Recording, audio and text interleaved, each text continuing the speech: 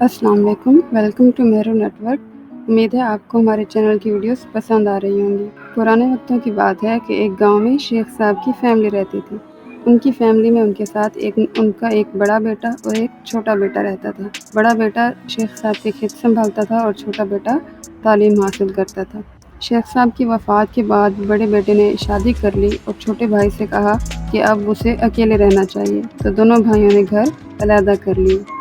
अब बड़ा भाई अपने घर अपनी बीवी के साथ रहता था और छोटा भाई अकेला रहता था अपने घर में।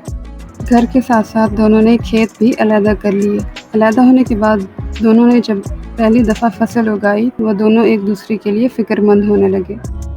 बड़े भाई ने सोचा कि छोटा भाई तो अकेला है, उसको ज़्यादा तजर्बा भी नहीं है, तो उसकी गंदम उसके लिए नाकाफ़ी होगी, तो वो अपनी तरफ से गंदम का एक गड्ढा उठाकर छोटे भाई के घर के सामने रखाता है रात को।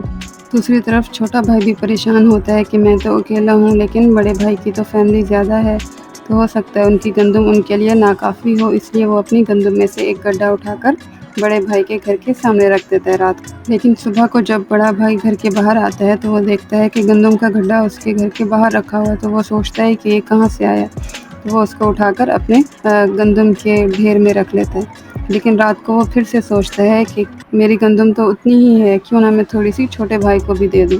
तो वो अगली रात दोबारा एक गड्ढा उठाकर छोटे भाई के घर के सामने रख आता है। छोटा भाई भी जब सुबह उठता है तो उसको अपने घर के सामने गंदम का एक गड्ढा मिलता है, तो वो पहले सोचता है कि ये कहाँ से आया होगा, लेकिन उसको उठाकर अपने घर के अंदर रख लेता है।